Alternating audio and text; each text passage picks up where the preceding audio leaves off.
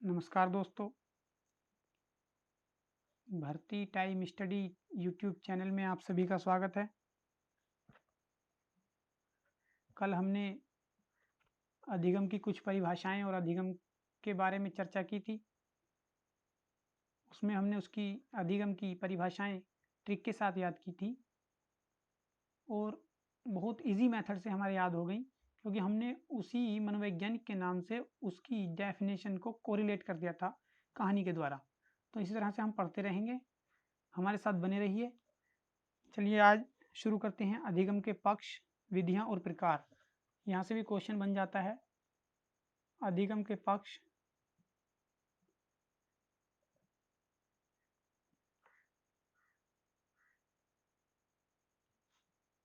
अधिगम के विधियां और अधिगम के प्रकार।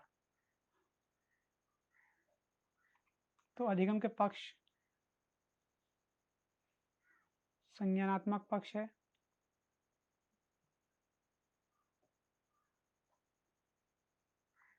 क्रियात्मक पक्ष है और इसके बाद भावात्मक पक्ष है। तो विधियां, संज्ञानात्मक पक्ष, अनुकरण विधि, सूझ विधि और अभ्यास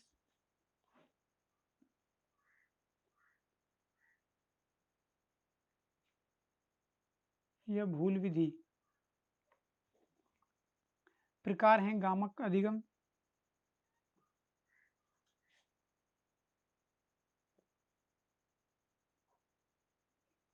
प्रतिबोधनात्मक अधिगम,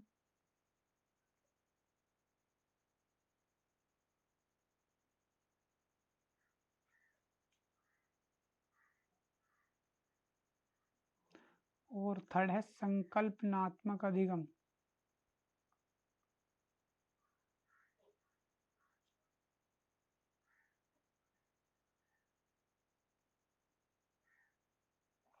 तो ये अधिगम के पक्ष हैं तीन: संज्ञानात्मक, क्रियात्मक, भावात्मक। विधियां हैं अनुकरण, सूझ, अभ्यास या भूल विधि। यानी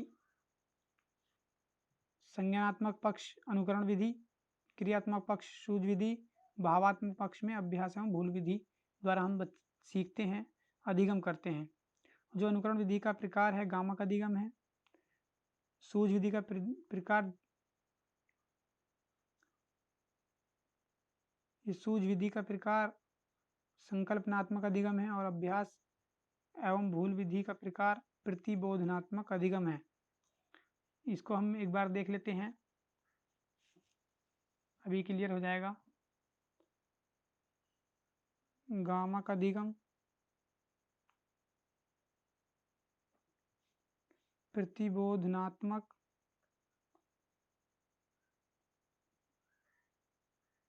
जहाँ इंपॉर्टेंट होगा मैं आपको बताता रहूँगा।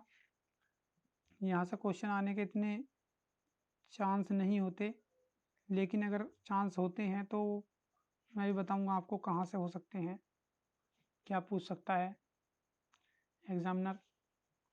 गामक अधिगम में, यानी गामक यानी होता है ये हमारे संवेगों से रिलेटेड, तो शारीरिक क्रिया होती है, अभी आपको समझ में आ जाएगा।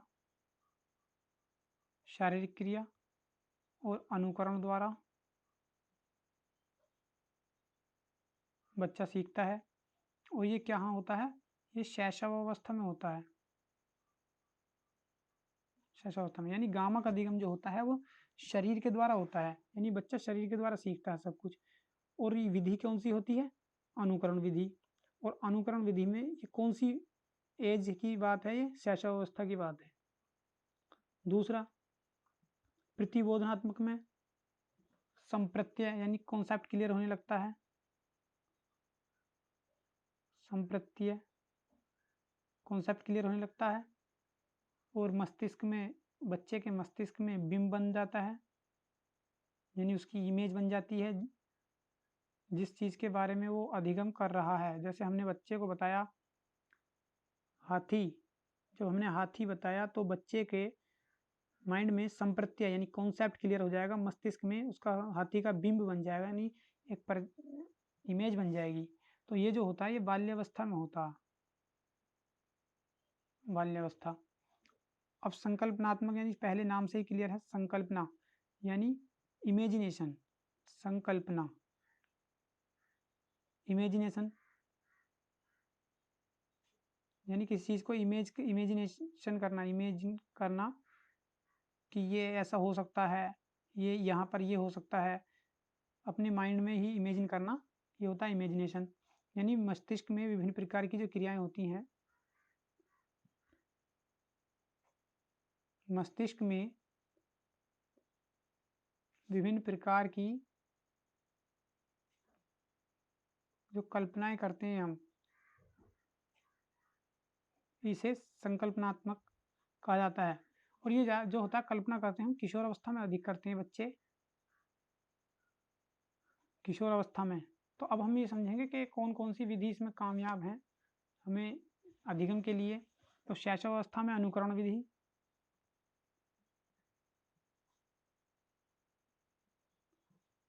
और प्रतिबोधनात्मक में बाल्यावस्था है तो बाल्यावस्था में प्रयत्न व भूल विधि, यानी हम बार बार प्रयत्न करते हैं और भूल जाते हैं, प्रयत्न व भूल विधि। उसके बाद संकल्पनात्मक यानी हम इमेजिनेशन करते हैं, इमेज कि ये कैसी हो सकती है, क्या हो सकती है, तो अचानक हमारे दिमाग में, माइंड में आइडिया आता है कि इस काम को हम ऐसे कर सकते हैं, अचानक से जो आइडिया आता है तो वो सूझ कहलाता है, तो सूझ विधि। तो यहाँ से इम्पोर्टेंट क्वेश्चन बन जाता है कभी कभी कि गामक अधिगम में कौन सी अवस्था, यानी कौन सी अवस्था में गामक अधिगम, प्रतिबोधनात्मक अवस्था में कौन सी अवस्था है और संकल्पनात्मक में कौन सी है।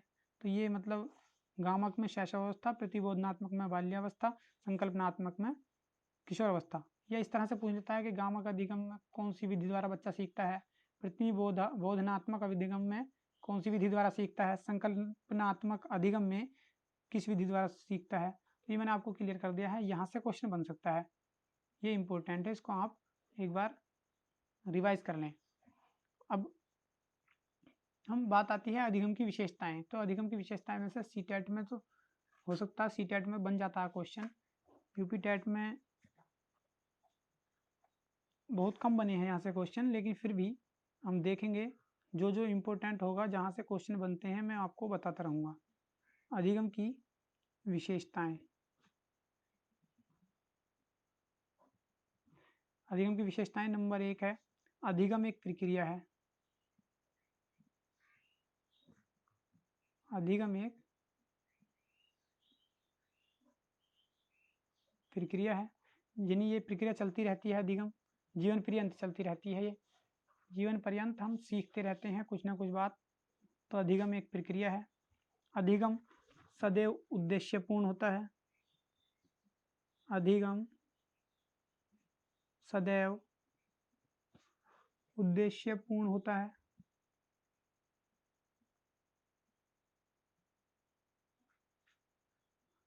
चार विकल्प दे देता है, 4 स्टेटमेंट दे देता है सीटेट में, और पूछ लेता है कि कौन सा अधिगम के बारे में कौन सा कथन सही नहीं है, और 3 सही होते हैं, तो वहाँ पर हम कंफ्यूज होते हैं, तो इसलिए हमें बहुत ध्यान रखना है। ये उद्देश्यपूर्ण होता है। तीसरा, अधिगम जीवन पर्यंत चलने वाली प्रक्रिया है।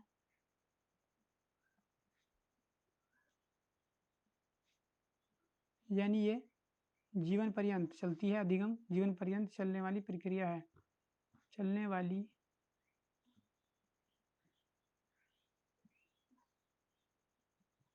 प्रक्रिया है। अधिगम एक क्रियात्मक प्रक्रिया है।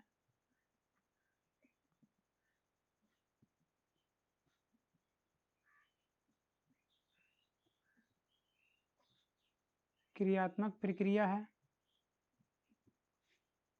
पांचवा है, अधिगम सकारात्मक एवं नकारात्मक दोनों प्रकार का होता है। अधिगम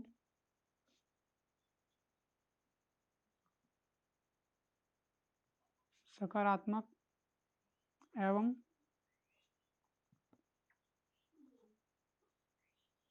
नकारात्मक दोनों प्रकार का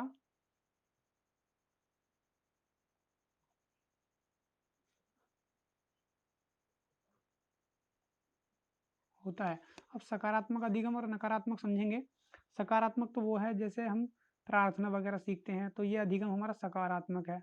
या कोई और रोजगार के लिए वर्क सीखते हैं, यानी स्पीच देना सीखते हैं, तो ये सकारात्मक अधिगम होता है जो हम सही सीखते हैं, जिसको समाज में सही माना जाता है।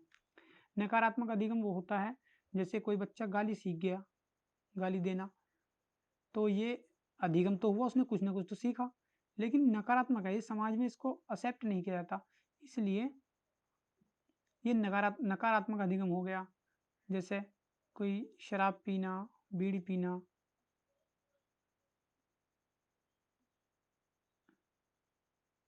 तो ये नकारात्मक अधिगम है, ये कुछ ना कुछ तो सीखे हैं लेकिन समाज में इसको एक्सेप्ट नहीं किया जाता, इसलिए इसको नकारात्मक अधिगम कहा गया है। इसके बाद 6 पॉइंट है, अधिगम स्वाभाविक प्रक्रिया नहीं है। अधिगम स्वाभाविक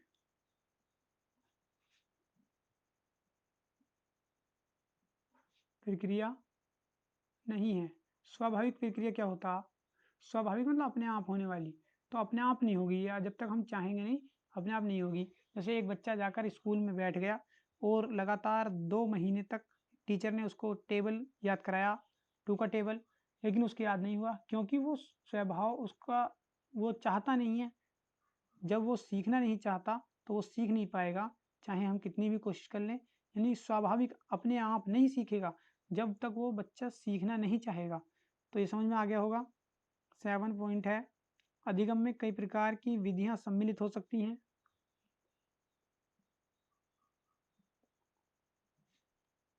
अधिगम में कई प्रकार की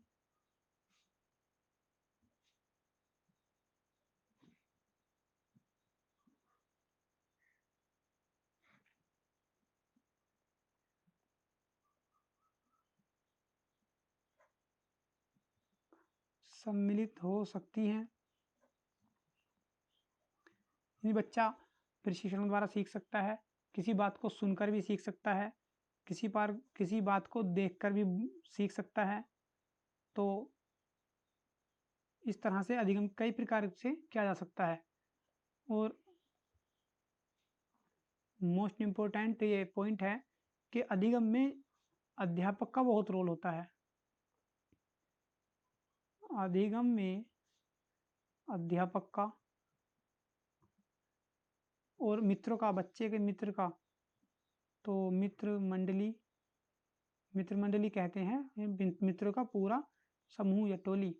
और परिवार का भी अधिगम में बहुत रोल होता है, हम बच्चे को क्या सिखा रहे हैं, क्योंकि बच्चे का पहला स्कूल उसका परिवार होता है, बच्चे की माँ होती है। सम्मिलित होता है, अधिगम में अध्यापक, मित्र मंडली, परिवार सम्मिलित होता है। और ये भी नहीं है कि अधिगम सदैव नवीन होगा, यानी मान लीजिए हमने एक बाइक को कि हम मैकेनिक हैं, बाइक को ठीक करना सीख लिया है, लेकिन 1-2 साल बाद हम छोड़ दिया तो भूल जाएंगे, तो फिर दोबारा उसको सीखेंगे, हो सकता है कहीं हम भूल गए हों, तो वो अधिगम तो हमारा पुराना ही था, तो उसमें ही परिवर्तन करना है थोड़ा सा, तो उसी को कहते हैं अधिगम। नवीन नहीं है, अधिगम पुराना ही था लेकिन उसमें थोड़ा सा दोबारा कहते हैं रिवाइज किया है, तो अधिगम सदैव नवीन नहीं होता है।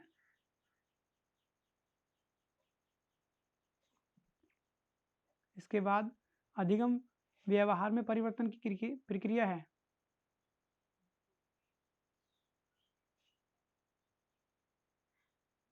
व्यवहार में परिवर्तन की प्रक्रिया है। यानी अधिगम से क्या होता है, हमारे व्यवहार में परिवर्तन हो जाता है। जैसे हम क्या करते हैं, हम कहीं अपने घर पे ज़्यादा खाना खाते हैं, हमारे मम्मी पापा ने हमको डाँट दिया, बेटा कहीं रिश्तेदारी में जाते हैं तो खाना कम खाया करो, और जब 4 आदमी बोलते हो तो बीच में मत बोला करो। तो इस तरह से अधिगम क्या हुआ, व्यवहार में हमारे परिवर्तन कर दिया उन्होंने। तो अधिगम क्या है, सीखना क्या है, व्यवहार में परिवर्तन है। हम पहले कुछ और व्यवहार करते थे और अब बाद में कुछ और करते हैं। जैसे हम, कोई बच्चा किसी मेहमान के आने पर नमस्ते सलाम नहीं करता था, लेकिन जब मम्मी पापा ने बताया तो वो सलाम करने लगा, नमस्ते करने लगा, पैर छूने लगा। तो ये क्या है, अधिगम उसके व्यवहार में परिवर्तन आया। अब लास्ट में हम यही कह सकते हैं कि अधिगम क्या है। अधिगम से क्या होता है, अधिगम सर्वांगीण विकास की प्रक्रिया है। यानी अधिगम से सर्वांगीण विकास होता है। सर्वांगीण मतलब होता है सारा विकास, जितना भी विकास होना है, मानसिक, बौद्धिक, सामाजिक, नैतिक, सारा विकास जो होता है वो अधिगम से होता है। यानी सीखने के बाद ही तो हमें पता चलेगा समाज में हमें कैसे रहना है, घर कैसे रहना है। तो ये सब लास्ट पॉइंट ये सबको डिफाइन कर रहा है कि अधिगम में सर्वांगीण विकास होता है। तो आप, आई होप आपको समझ में आया होगा। इसमें कभी कभी क्वेश्चन बन जाता है तो तैयार करते रहें, सिलेबस में है तो इसलिए मैंने ये कराया है। हमारे चैनल भर्ती टाइम स्टडी को सब्सक्राइब कर लें, चैनल को लाइक करें, शेयर करें। आपके पास अगर कोई ट्रिक है तो हमें कमेंट्स करके बताएं, क्योंकि कोई ज़रूरी नहीं है कि हमारे पास ही बहुत अच्छी ट्रिक है। आप भी एक टीचर हैं तो आप भी हमें कुछ सुझाव दे सकते हैं। Thank you.